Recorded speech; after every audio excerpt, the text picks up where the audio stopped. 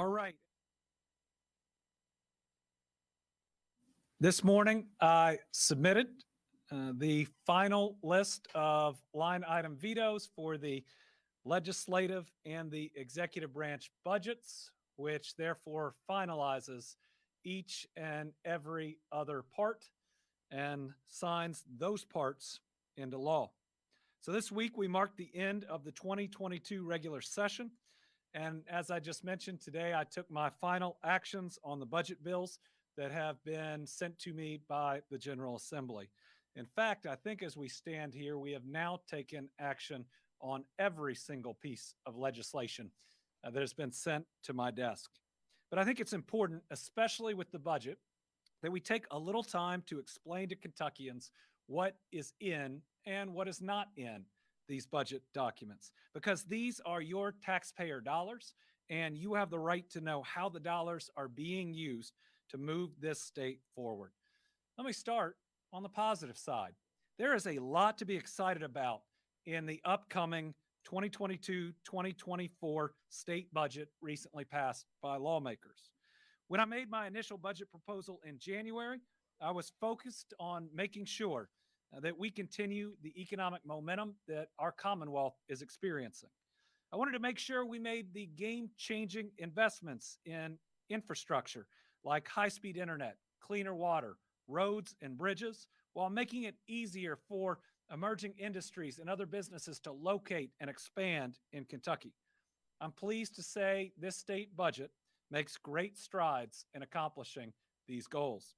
And this budget helps ensure that every region in Kentucky sees economic prosperity with significant investments in higher education, with career and technical education, and in our workforce development. These are the areas that we must continue to invest in to become a national leader. I believe not only that we have an economy on fire that broke every single economic development record last year, that is on pace for at least the second best year of economic development in our history this year. But I believe in the post-COVID economy, we have a chance to be a top 10 economy in this country, that there is so much potential in front of us. So together, our job using this budget is to turn 2 incredible years of economic progress into 20 years of prosperity that reaches every part of the state and every neighborhood in every one of our cities. We started this budget cycle with unprecedented opportunity. Again, we just finished the best economic development year we've ever had, bar none, and it wasn't close. We had a record-setting $1.9 billion more in general fund than budgeted. We'd had the best back-to-back growth rate since 2005, 2006. We had the lowest debt ratio in the budget that we proposed since the policy was adopted. And we came into this session with the largest rainy day fund in our Commonwealth's history. And I worked to ensure these dollars would go towards making major investments in critical infrastructure needed to build a better Kentucky and create and attract jobs of the future. So there is a lot of good in this budget. I want to note, and I will discuss later, that this budget isn't the best it can be. And while we make some great investments in our future, the budget certainly doesn't meet the moment when it comes to K through 12 education. It thankfully provides a raise to so many, but intentionally leaves teachers, educators, and everybody who works in our public school system out. And I believe that's wrong. It fails to fund a no-brainer, universal pre-K, that not only would make every Kentucky child kindergarten ready, but it's the single fastest thing we can do to put people back into the workforce. You can't talk about putting people back into the workforce. You can't make cuts into our safety net claiming it's going to get people back and then not do the simplest, most effective thing, universal pre-K, that would actually work. And we should point out in the beginning that the budget I proposed had the lowest debt ratio of any that's been submitted that we can find. The final budget coming from the House and the Senate borrows more money than any budget in state history. And it creates a number of programs and policies, those are through other pieces of legislation, that have zero funding in the budget towards them. Hundreds of millions of dollars of unfunded mandates. But some of the key areas that I proposed in my budget back in January that the General Assembly adopted that are going to help us do some good things. Let's start with the positives. Water and sewer improvements. We're going to keep expanding on an amazing program that we came together at the end of the last session on. That was using ARPA funds to help our local communities in water and sewer projects. Over the next biennium, $250 million will support the Better Kentucky Cleaner Water Program and provide clean drinking water and new sewer systems to Kentuckians. Clean drinking water is a basic human right.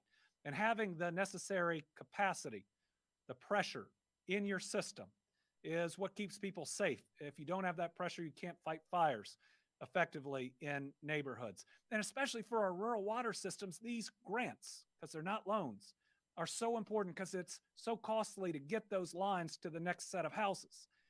Already, we've announced projects given the last set of fundings that are going to get an elementary school in Boone County with its first reliable, clean drinking water in its history, and hundreds upon hundreds of Kentucky households are going to get hooked up and be able to turn on that tap for the very first time.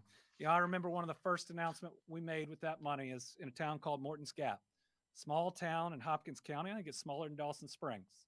And it was 6 to 8 families there that are going to get water for the very first time in their lives coming out of the tap. And just that first $250 million was projected to create 3,800 jobs. This next $250 million will again be projected to create another 3,800 permanent jobs. This is a win-win for Kentucky. The program's gone incredibly well. It puts the decision-making primarily in the hands of county judges and mayors, and we have seen communities come together in special ways. There's a small line item veto in that section that would just provide additional flexibility for counties, which again will control their dollars to pool with other counties. So for instance, when one wastewater treatment plant may provide service to 5 counties, those 5 counties, if they desire, could pool their dollars together to help upgrade that plant, which would be incredibly costly. And that single county that it's located in might not be able to do it alone. Second exciting piece, expanding high-speed internet. This budget directs an additional $100 million from the federal infrastructure bill and more than $2.3 million of state funds over the 2 years to support the expansion of high-speed internet. And for the first time, we're creating an office for broadband. This is incredibly important, and I appreciate working both with Representative Petrie, Senator Givens, and so many others on this new needed office. There are so many pots of money, from grants to federal dollars coming in from different pieces of legislations to ARPA funds to dollars that the state provides, that we need an office to coordinate it and to provide the planning full time. Thanks to this budget, we will now have that office. It'll be housed in the Kentucky Infrastructure Authority. Last session, through bipartisan agreement, Kentucky's Broadband Deployment Fund launched, which included $300 million in funds to address connectivity needs of the underserved and unserved communities. They required a 50% match of federal investments, creating a $600 million pool that will support broadband expansion in Kentucky. Listen, broadband is the most important infrastructure that's out there, and I'm not trying to discount roads and bridges. Broadband is critical for business, for healthcare, for education, for every part of our lives. And we have to have it in every county, every home, every business, every hospital, every government office. In the end, we have to connect everything. And what we see is this is a shared belief and a shared goal of both my administration and this General Assembly from the top to the bottom. Now, I will say there are a number of challenges to getting it done. But what I have seen by and large is no politics in it, is significant cooperation. And I look forward to continuing to work with the General Assembly in a constructive fashion to ultimately reach all of our dreams of every area, no matter where you are in the Commonwealth, no matter how hard it is to get that internet there, high-speed internet. Next is other pieces of infrastructure, primarily our major transportation projects. With so many businesses and employees landing in Kentucky, we have to continue to improve what I will call our hard infrastructure. We would not have landed Ford and SK That $6 billion investment we did last year, without an interstate right there, without the exchanges that are needed, without the access roads. And that's so important to continue keeping our Commonwealth moving forward. We have a great advantage over other states, and that is where we're located. And because of our numbers of interstates and airports and river ports, we can reach so much of this United States so quickly. It's why so many foreign companies locate their first full-time facilities in Kentucky. And we've got to invest to continue to make sure that's the case. So I appreciate the General Assembly agreeing on our proposal of providing $250 million from the general fund for major transportation infrastructure projects. This will help move forward our three biggest priorities: the Brent Spence Companion Bridge, the I-69 Ohio River Crossing, and the Mountain Parkway expansion. And by the way, we're going to be letting the next portion of the Mountain Parkway expansion in April. These one-time funds are not only going to help us to rocket forward, they're going to help us provide the very best application we can to the federal government for dollars that we have to compete for in that bipartisan federal infrastructure bill. This was a big deal. We are very thankful that the General Assembly agreed to it, and it puts us in a very solid position to compete with other states. Next piece, building a site identification and development program. As hot as our economy is right now, we have to understand that investments of the past helped us get where we are today. 20 years of investment in Glendale made Ford possible. You look at everything going on at the Bowling Green Transpark, and that's been because of so much investment and continued investment in access roads that move through that facility. Now is the time to make investments in communities all across the Commonwealth that help them get the next Ford or the next Toyota, to be not shovel ready, but to be build ready. To help address this critical need, for the first time ever, the General Assembly has provided a $100 million fund to help develop megasites, and then another $100 million in what's called the PDI program, which again, through some different organizations, help prepare sites, helps do a lot of the early planning too, which is important to get every community area, everywhere we can find 50, 100, or 1,000 acres ready for that next business. Again, this is the first time the executive and the legislative have come together on a program like this. It recognizes where we are in the Commonwealth.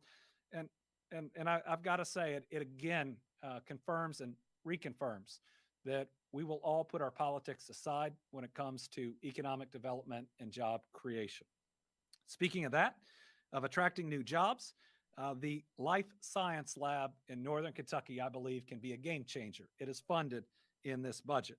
The budget invests $15 million in the city of Covington to support the construction and outfitting of a shared research and development lab facility to serve the rapidly expanding life sciences sector in the region.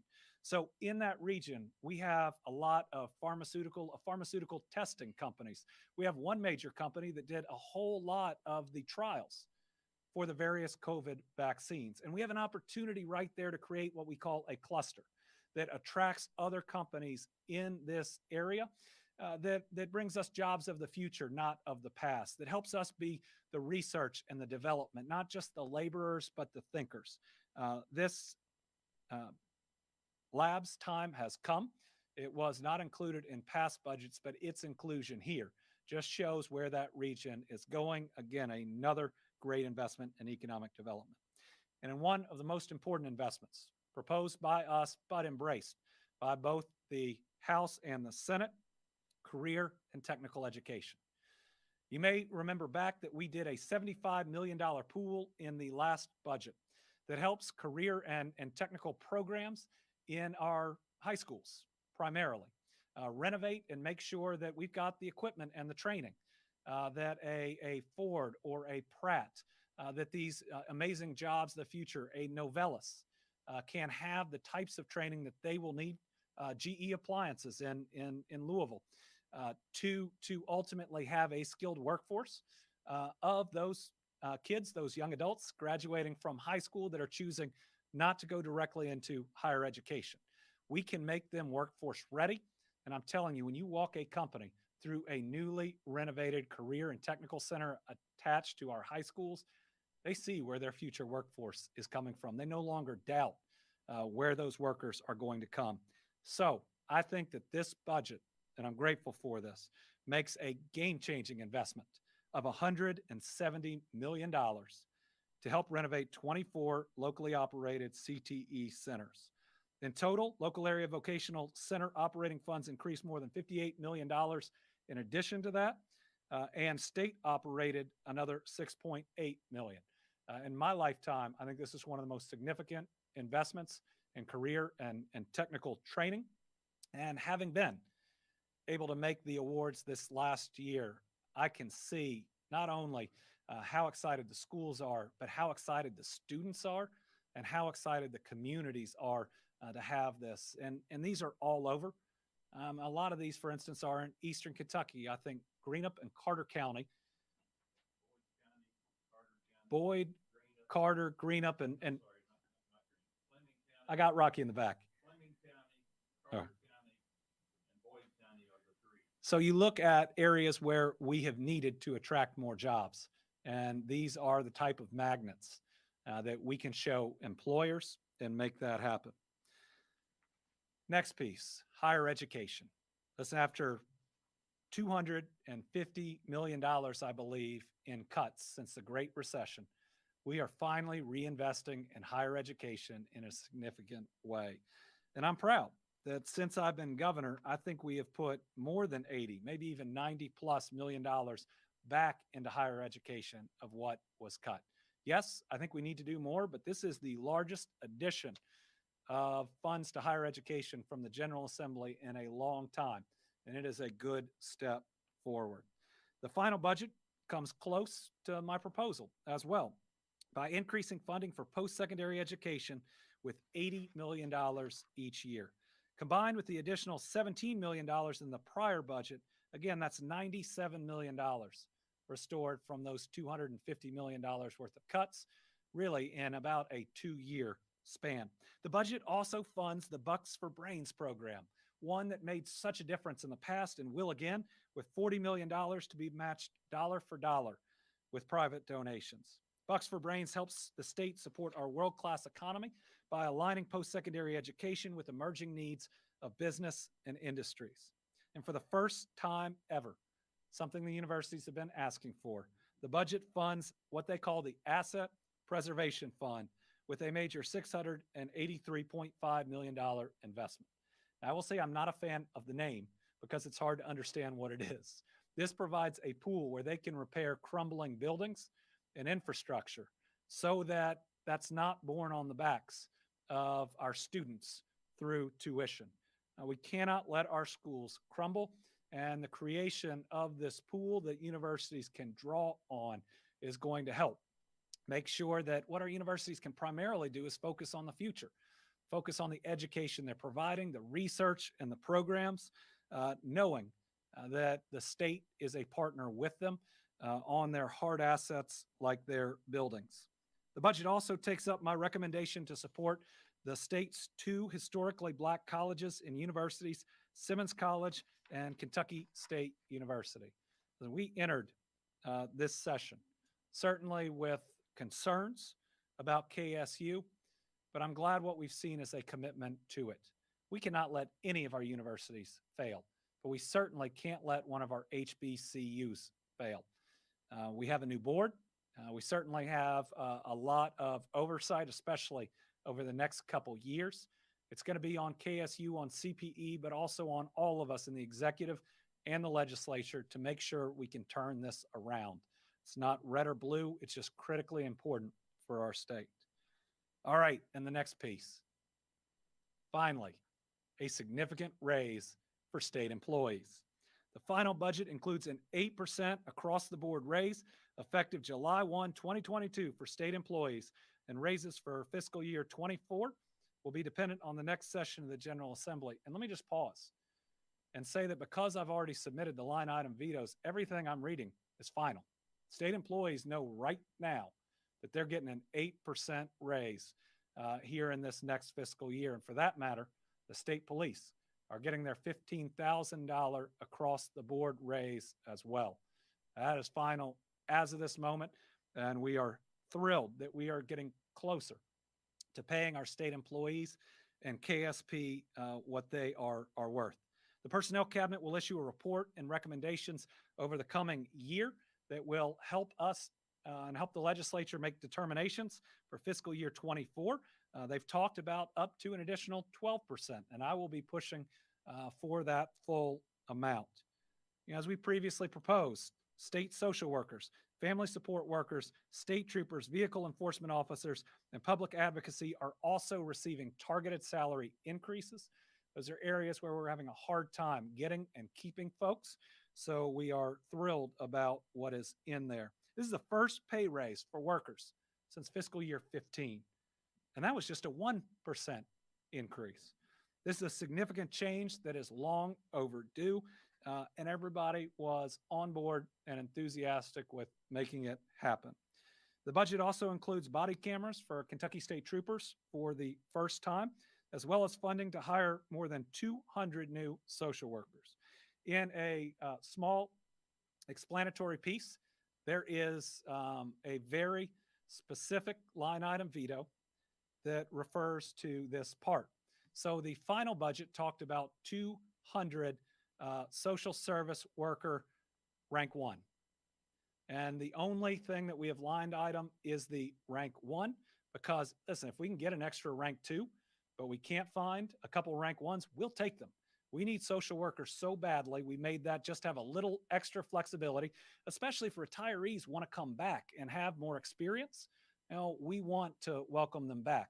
Obviously, we are focused on those full 200 social service worker rank 1s. Those are our social workers, but just want to have that additional flexibility, because if we can get somebody who already has the training to do the work of 2 or 3 people, we just want to have the budget flexibility to do that.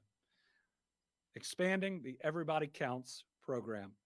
I want to thank the General Assembly for believing in this program. It's a pilot project in Jefferson County that will expand from there. And we are learning a lot this year. Its goal is pretty simple. It is to get every single graduating senior, and we hope one day across this state, either into higher ed, knowing how they're going to afford it, or having already signed up for a job and a good job before they graduate. In this past year, we had corporate citizens like GE Appliances, Ford, UPS, and Kroger step up and offer competitive packages to virtually any graduating senior of Jefferson County. And each of those packages offers future higher education if those individuals choose to pursue it. When we look at our workforce, the group that we have that suffers from the least child care issues, or for that matter, health issues, we need to make sure that our graduating seniors, that we give a path and a future to every single one. In this budget, we'll have $10 million to expand this important program. Next, I want to highlight areas where we're working to protect children, seniors, and families. We just planted pinwheels to commemorate Child Abuse Prevention Month. And to further carry out that and so many other important causes to address domestic violence and child abuse, the state budget increases funding to domestic violence centers, rape crisis centers, and child advocacy centers. It also provides full funding for senior meals, but I want to pause on that. It provides full funding for those that were on the wait list that before COVID we didn't serve, but with the elimination of emergency SNAP benefits. And if the cuts to our not generous, but really average safety net are ultimately enacted, it may not provide meals for every senior that goes hungry, but it is a significant step in that direction. I think it's $30+ million. It is a big deal, but I want to point out that but for those other pieces of legislation, we would have fed every single hungry senior in Kentucky. We hope to make that happen, but it's a bit more challenging when you see very difficult and I believe cruel cuts that when somebody gets knocked down, we ought to be helping them back up, not kicking them while they're down. But the final budget does provide both for that as well as a rate increase for residential and therapeutic foster care providers, and a $2 per child day increase in the child care assistance reimbursement rate. And this budget, along with a number of pieces of legislation, goes a long way in taking care of our veterans and our military community. I think this has been one of the best sessions in that area. I'm pleased the enacted budget makes significant investments in our brave military community. Funds are going to support the Military Family Assistance Trust Fund. We're going to create a permanent memorial honoring the Kentucky Medal of Honor recipients at the campus of Freedom's Foundation in Valley Forge, Pennsylvania. Right now, the one we have is not permanent and is not doing what we need to do to honor the people that that's meant to honor. We're also providing funds to expand veteran services, including boosting staffing at 4 Kentucky veteran cemeteries. We weren't able to help out at every veteran funeral at those cemeteries. We needed some more dollars. General Assembly came through. And we're going to phase in operations at the newest State Veteran Center in Bowling Green, which we are thrilled about. We want to thank our veterans and all of the work that they do. There's also a number of investments in our communities in this budget. They are really too long to list, but a couple that I'm certainly excited about: the expansion of Waterfront Park in Louisville to West Louisville. This is something we announced months and months ago that we were going to push forward with in this budget. I'm excited that it's happening. And at a time when we're working with Norton's on building the first hospital in West Louisville in 130 years, this expansion also in bettering people's lives and Goodwill's campus that they're building ought to create some excitement around doing the right thing, as well as investments in the Louisville Zoo, the orchestra, the Paducah Orchestra, the Barkley Regional Airport, and so many other programs throughout Kentucky. So we have a lot to celebrate in this budget. It's one of the better in modern history. But let me be clear that there are areas in this budget that failed to meet this historic moment. The biggest miss was not investing in education. The enacted budget has over $680 million less in SEEK than the budget I proposed. It does not fully fund pupil transportation, which is an obligation from the state, and it does not fund universal pre-K. Universal pre-K is a no-brainer. If we want to compete with other states and compete with the world, let's not leave any child behind. Let's have them all be kindergarten ready. It was just 9% of the extra dollars that we had in this budget. We could have provided universal pre-K for every Kentucky child. I will continue to fight for this. I will continue to fight for our educators. I think one of the things I disagree with most in this budget, aside from not providing the right amount of SEEK, not doing universal pre-K, is the lack of a mandatory raise for our educators. We had the money to provide to schools, and it's been done in the past. But I'm here to commit every budget that I propose going forward as governor is going to include a mandatory raise, not just for our teachers, but the entire staff and group that work in our schools, from the classroom educator to the custodian. We need you all. The budget also fails to restore past budget cuts to textbooks and to professional development. We want our teachers to be the best. We ought to pay them for their professional development. It leaves post-secondary students out of the Better Kentucky Promise Scholarship Program. I was going to provide last dollar for everybody getting a 2-year degree. That would have covered approximately 6,000 additional students in the first year and 9,700 in the second. It would have removed another barrier to getting at least that 2-year degree. And we also lost an opportunity to provide loan forgiveness programs for teachers and social workers. As we move forward, it's important to note that one of the repercussions of ending the pension system for various state employees is we no longer have a retention benefit. So when we look at state employees, they're paid less than the private sector. And so what type of benefit do they have to stay longer? Well, the reason people used to work jobs that paid less for 20, 30, 40 years is because the pension was a very big benefit. Once you remove that, then you suddenly compete every day with the private sector. And that's not just this year convincing somebody to stay. It's what happens next year. And with virtually nothing to lose by taking a private sector job, you can just have one bad day and we might lose one of our very best state employees. This budget also failed to include my $400 million fund to pay our frontline workers the type of bonus and give them the type of thank you that they deserve. Listen, they got us through COVID. They risked their lives. They risked the lives of their family. The very least we could have done is give them an attaboy and an attagirl, and we had plenty of dollars to do it with. To those individuals, you have my eternal gratitude. We fought hard for this, and we will continue to try to find ways to lift you up, to praise you, and if we can, to compensate you for taking on that danger head on. Over the past two budget proposals, I've asked for the General Assembly to restore cuts to a couple of areas that need them. One is our unemployment office. Now, for over a year, I heard, and rightfully, from our General Assembly that we weren't getting through all the claims that we needed to when people needed us to. But the General Assembly had cut over 90 positions paid for in our budget that would have had over 90 additional people processing those claims. Yet they have refused in every budget since that arose to ultimately provide funding for those individuals. And they refuse to do so in this one, while at the same time adding almost double the work that the office has to do with one of the bills that likely they're going to override our veto, where we're going to have to do not just periodic, but regular checks on virtually everybody in the system.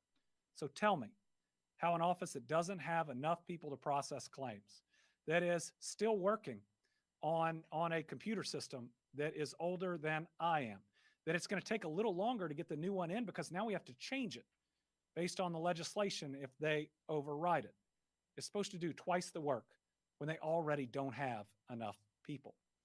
That's just one example of a number of bills that provide hundreds of millions of dollars of work that needs to be done without providing $1 for the additional people or resources that are going to be required to do it.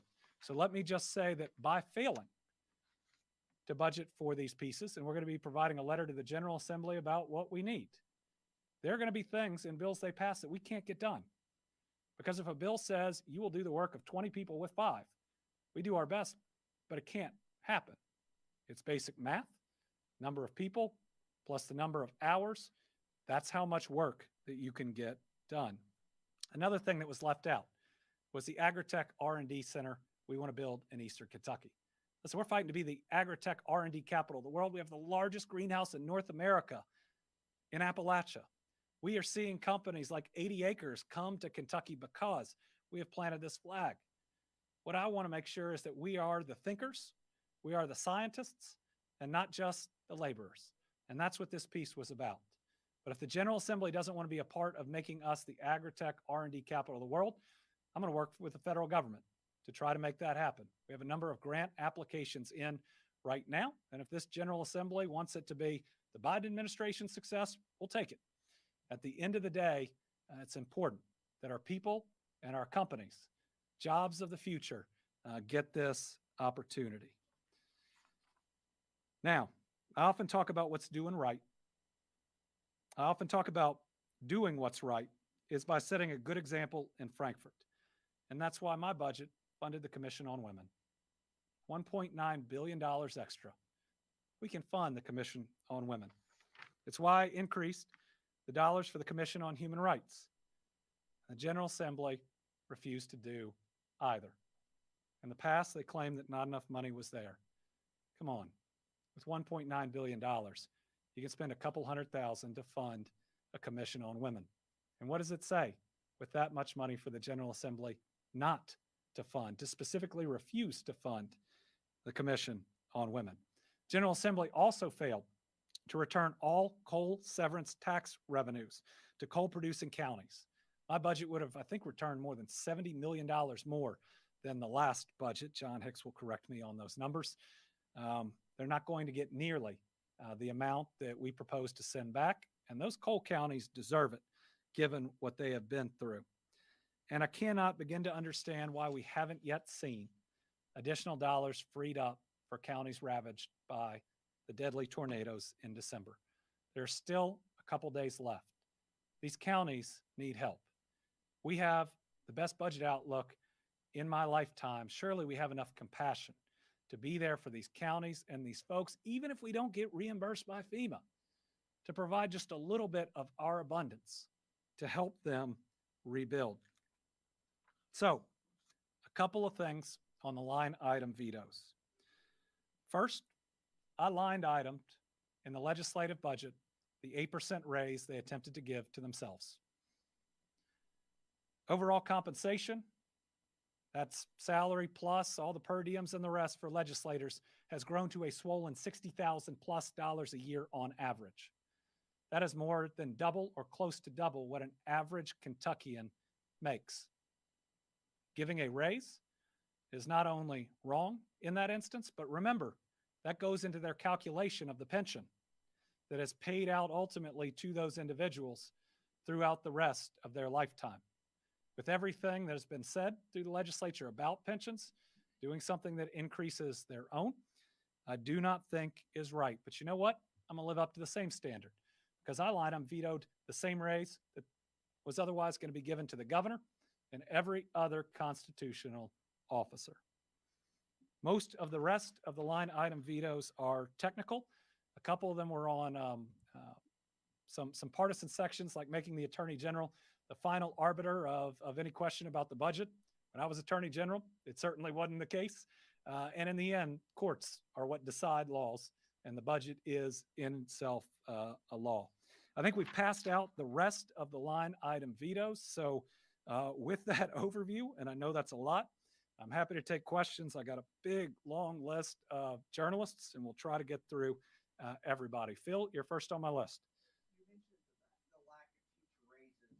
I know the lawmakers, the majority has said that they were wanting to give schools more money, to give school systems the flexibility to hand out their own individual raises. Do you feel like these school districts will not do that? Well, if the General Assembly had intended to provide the means for every school system to give raises, they would have provided more money. When we look at the amount I was increasing SEEK by, almost $2 billion, every superintendent I talked to said, with that amount of money, yes, go ahead and mandate the raises. We can easily do that. But now, it doesn't guarantee every teacher, educator, and we talk about teachers a lot, and we should. Right? They're critically important, but that custodian we need, that we have shortages of. I mean, I talked to one school system employee, and their custodian was living in their car outside the school and showering in the gym. And we can do better than that. In the past, they have mandated raises for educators, for everybody in that public school system in the budget. And with the budget we have, we should have done it. And no, I don't think every school district will do it. But I will be really happy if they do. And I'll be really happy if they do it in excess of what we put in our budget proposal. I think a lot of them will. Rachel Droz. Do we have Rachel? Okay, she was on our list. Carolina. When it comes to the teacher raises, the reason lawmakers say they did not provide those is because teachers are not state employees. They say they're employees of local school boards, which is why they don't feel it's right to mandate these raises. How do you feel about their reasoning for that? The General Assembly has mandated raises for teachers and school employees in the past. They had a chance to do it, and they had more money than at any time in our history since CARA that they could have put into it to make it happen. And you look at our teacher shortage, you look at shortages throughout the school system for underpaid folks, you look at the fact that new teachers don't have a pension, so there is no retention bonus. We got to give raises, not just because it's the right thing to do and they shouldn't be left out, but we got to give raises to stay competitive, to have enough teachers in the classroom. And we got to get beyond where we are now, where I think there was one period where we had only one certified physics teacher, national board certified in the state. If we believe in workforce development, K through 12 needs to be strong. It needs to be stronger. So it had been done in the past. We were going to do it in our budget. We could have provided more than enough money to do it. I think it's just an excuse from folks that teachers may not have agreed with everything they did in the past. But listen, cutting teacher raises, they didn't do it because of who teachers support or who they vote for. They did it because teachers won't be bullied, and they'll continue to fight for what's right no matter what. Mark? In February, you mentioned that you hoped the Brent Spence companion bridge would break ground in 2023. And with the funding seemingly in place in the House Transportation Budget, House Bill 242, which you signed, do Yes, you think this will happen next year? I am more optimistic today, given that most parts of the budget are finalized, that we will break ground on the Brent Spence Companion Bridge in 2023 than I have been at any time. The General Assembly stepped up and gave us every dollar that we asked for to be as competitive as we can on that grant, and in fact have budgeted for virtually every dollar we think it would cost us on the state side to get that project done. It's a big statement. It's a big step. Absolutely the right thing for them to do. And it's an unprecedented step they're doing for an unprecedented project. It's really going to help us in that application. Mark. You mentioned the tornado relief funding. Was this beyond HB5? And could you elaborate on what else was being sought? So HB5 created a pool of money for tornado relief. It went ahead and created the framework. They've already put the guardrails out there about what it can and cannot be spent on, but it only opened up, of the pot of money they created, $45 million that could be spent. It only opened up 30 to the school system and 15 to buy travel trailers. But what it didn't open up is any of those dollars to help our counties with what they have to front for debris removal until FEMA reimburses them. I mean, if you have $5, $7, $10 million of debris removal in these counties, I can bankrupt you. And so what we're trying to do is be there for them, maybe be able to provide some small business assistance to be able to help in a number of different ways. That could have been done in the budget. They still can do it in the last couple days, but how far are we in a session for tornadoes that happened in December? And admittedly, I'm really surprised. And for anybody who says we're not just going to give unfettered discretion, they already created a whole system of allowable uses like any other program we administer. It's time to step up and say we care about the people of Western Kentucky, and we're going to provide those funds. The original proposed amount was 200 million, right? It was right around there. Yeah, I mean, all we need is at the moment for them to open up the amount overall that they put in. And that bill's still there, and it can still pass, and we still hope it will pass. What was that bill number? I'll get that for you. Senate Bill 150. See, they start back at 1 at every session, so they all kind of come together. Joe, where is Joe? There. Specifically with that bill, actually, 'cause I talked to the sponsors of that because I was curious about why that wasn't worked out. And they said it was because of FEMA issues. They were wanting to make sure that they had everything good to go so that they weren't running afoul of any federal rules. Do you have any communication with the sponsors of this? So opening up the dollars isn't about when we provide them and to what issue. We're working with FEMA to make sure that we don't run afoul of any of their reimbursement. But that's something that's done through our Office of Emergency Management and FEMA. Opening up dollars to other things they can do. But I want to make an important point. We ought to open up some of these dollars even if they're not reimbursed. Right? Because counties are going to have huge expenses that ultimately aren't going to be reimbursed by FEMA. They're just not. And with the state budget in a great place where it is, counties not having those same resources, let's step up and be there for them. Right? If we're going to provide $1 million here or $1 million there to different programs across the state which this budget does. It has a number of specific projects in it. Let's at least provide the same level, if not more, to some things that won't be reimbursed. I'm actually more concerned about some of the things that we need to do that aren't going to be reimbursed for those counties than are. If I may ask a Yeah. separate question, because I just want to follow up on that specifically, but more broadly, the Republican Party put out a statement during this press conference. I kind of just want to get your That means I response. haven't read it. Well, I'm going to read part of it verbatim and just kind of get your response to it because I figure it'll be easy enough to do on that regard. But basically it says, the governor spent the entire legislative session on the sidelines and refused to engage with the General Assembly in any meaningful way. How would you respond to that? Not true. I mean, whether John would talk about the number of meetings he's done, but let's back up and say this General Assembly was the first one in history where the House submitted an executive branch budget before the governors without talking to the executive branch. In other words, they attempted to intentionally exclude the executive branch from its own budget. Listen, that statement is about politics.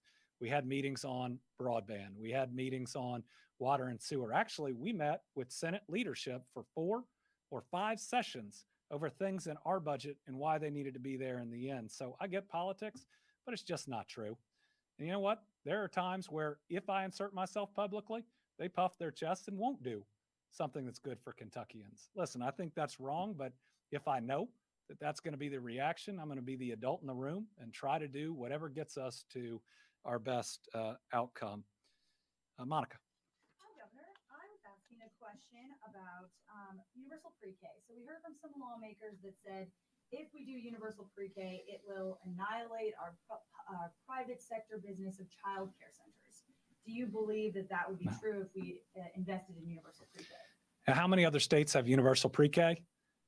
And how many of them no longer have a child care industry, right? The fact is the child care industry will have to adjust with universal pre-K, but look at the challenges we have right now. I believe there's a front page story on the Courier about lack of available childcare and how much it costs. So the average childcare worker makes about $13 an hour, which means they can't get enough people to come to childcare to have enough childcare for folks. But if the federal studies are right and it takes $26 an hour, nobody can afford childcare.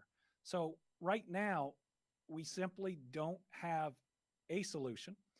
And universal pre-K gets us closer to that solution. We've got to look at, first of all, let's start with the family instead of an industry. Think about the family that just makes enough money that they don't qualify for Head Start, but there's no way they can afford pre-K. Look at the parent that right now pays, what, $12,500 a year for childcare that's already struggling to get by. That's why one of the reasons we have so many women that haven't come back into the workforce.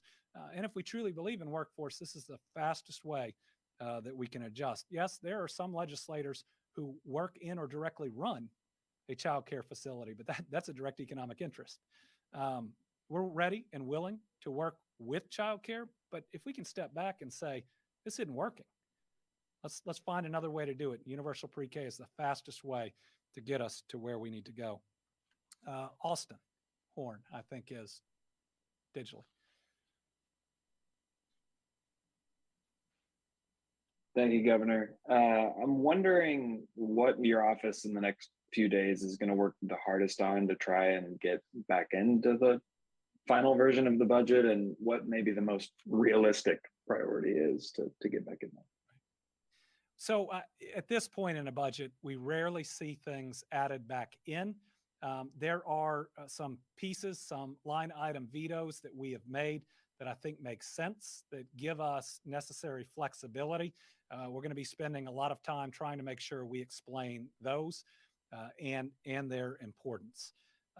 Certainly there are a piece that's very small in the new social workers that would give us more flexibility to reach our goals. There's an error in parts of the budget that would prevent investigators in the AG's office from getting a bump in the CLEP fund. That's the amount of money that you get each year if you complete your ongoing education as a law enforcement officer. We want to make sure they get those amounts. And a couple other pieces that we think are important, like in water and sewer, with the concept that one county has the water sewer treatment plant and it serves 5 counties. And the needs and the size of the needs in the one county that has it by far exceed the allocation they're getting in water sewer. Well, it makes sense if the other counties agree, and it'll be up to them to reach an agreement to be able to pool that money to do a bigger project. Those are some of the things that we'll be looking at right now. Also wanting to get the tornado relief done before we leave. But here's my hope. So we saw 100 bills pass in a day. And when we sat down and read them and found, for instance, one of them that I vetoed today would allow the Kentucky Public Pension Authority to hire 6 individuals at any salary they would like. There is no cap whatsoever. And after that power was given to Matt Bevin, he hired one of his buddies at about $350,000, something that everybody thought was atrocious. How in the world would we give unlimited flexibility there?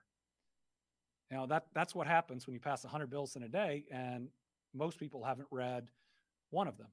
My hope is that they will sit down and read the vetoes and not simply say, we're from a different party or we'll show the governor, to be adults, to analyze them.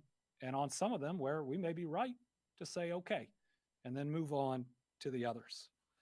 Tom Latek, Kentucky Today.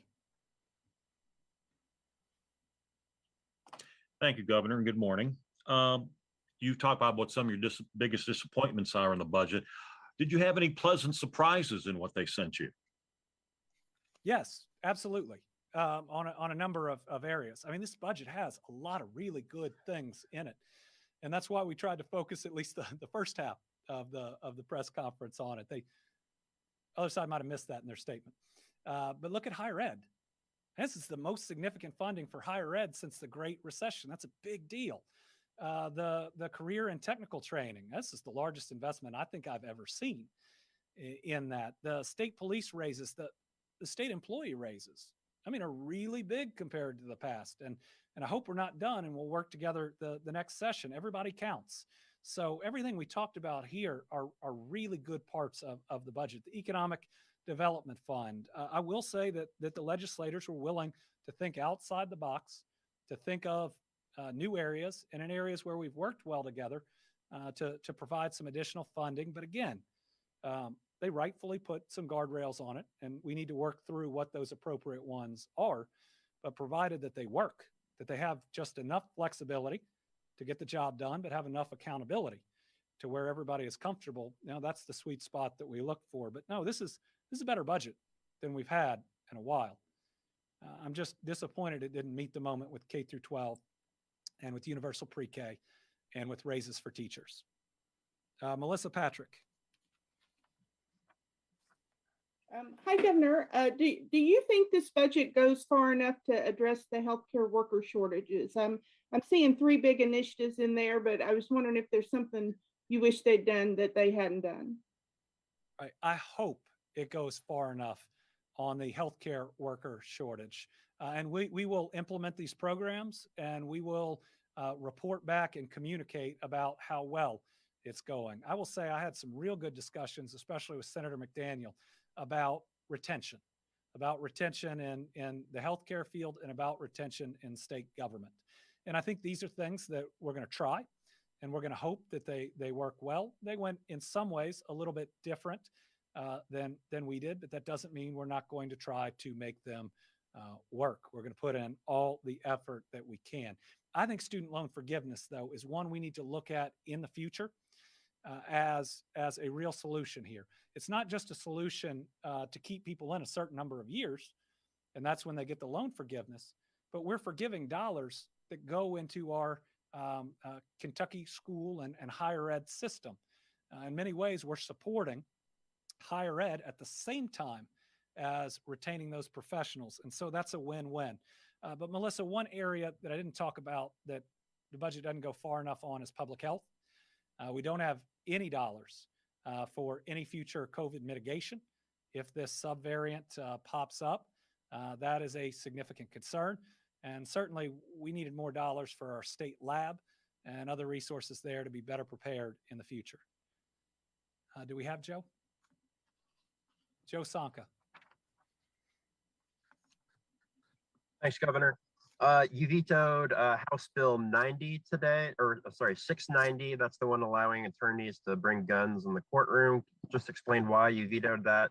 And also in the last 2 days of the session, are there any pending bills that still have a realistic chance of passing that you want to see cross the finish line? Thanks. I want to see Kentucky finally legalize medical marijuana.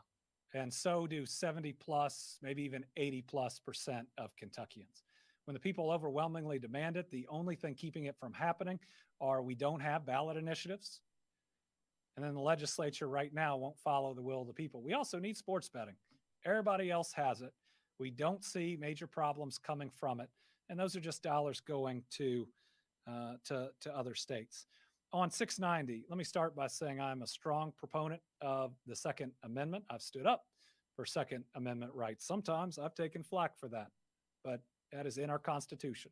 But you can be a strong supporter of the Second Amendment and realize that we shouldn't put into place something that can put someone on trial for murder, sitting directly next to someone that may have a concealed weapon, just inches from them. You cannot shackle a defendant in the midst of a trial because it creates the presumption of guilt. So we put somebody that may be or is being tried as a violent criminal right next to a weapon that the bailiff doesn't even know where it is. And that puts at significant risk everybody in the courthouse. The other thing is it doesn't just talk about lawyers who are being lawyers. It's anybody who's licensed. So imagine a husband and a wife in the worst divorce proceeding, domestic disagreement. They can both now carry in weapons as well. I received letters asking me to veto this from the Fraternal Order of Police, obviously strong supporters of the Second Amendment, of the Commonwealth Attorneys Association, of the County Attorneys Association, the Chief Justice, AOC.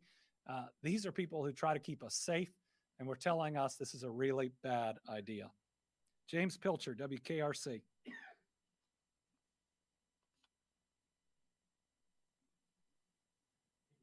Okay, Emily Bennett, WSAZ. Okay, Gil McClanahan. I knew Gil would hold on. Oh, you know it. I'll hold on to the end, last but not least here. I wanted to ask you, you brought up medical marijuana a few seconds ago. I wanted to ask you about something that you had said last week, that you're looking into possible executive action regarding medical marijuana. First of all, how far along are you with that? And secondly, what could you potentially, and I say quote unquote, legally do as governor regarding executive action?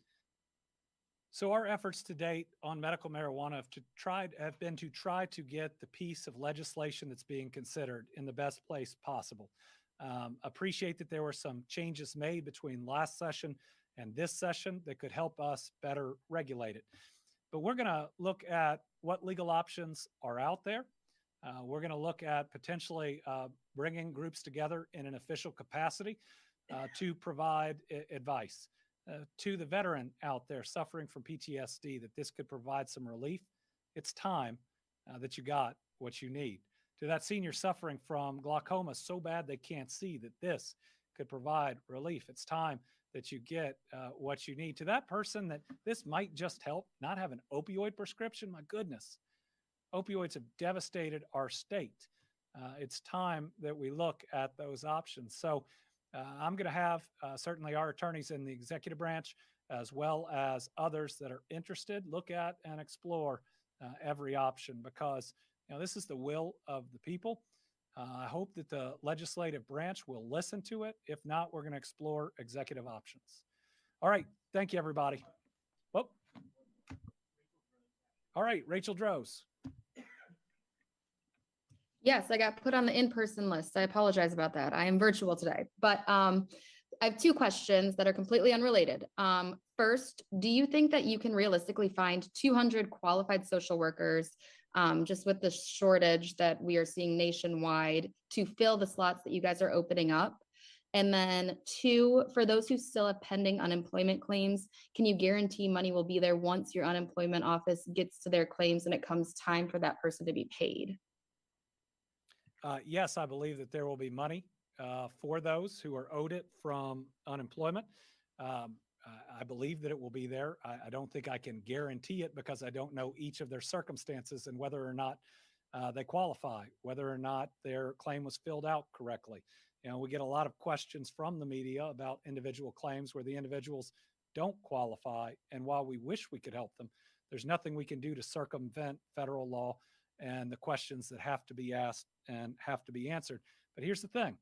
We've asked just to be returned to the level that our unemployment office was before the Bevin administration and the General Assembly cut it so badly. And now they're being given extra work. And we still don't even have the level and the size that it was before then. We have resolutions asking us to open regional offices, and we don't have the slots of the people that worked in those regional offices. So they are trying their hardest. We in the executive branch are trying our hardest, but we're not given reasonable resources to get there. And now we're being given 3 times the amount of work. That may make it harder to get to people's claims that otherwise we would get to. Do I think we can fill the 200 slots? I hope that we can. We desperately need more than that number of social workers, but I think you got to budget for success. right? If we had just set a budget for 50, I set it for more than 200. You set a very low goal. If we hit 80% of this goal, that's better than hitting 90% of a lower goal. So we're going to work as hard as we can. CHFS, that's the cabinet that's going to be doing the hiring, knows that this is one of our top priorities. All right, this was a long one. It harkens back a couple years ago. So thank you, everybody. Again, a lot of opportunities in this budget, some misses, but we are going to do our very best with it for all the people of the Commonwealth of Kentucky.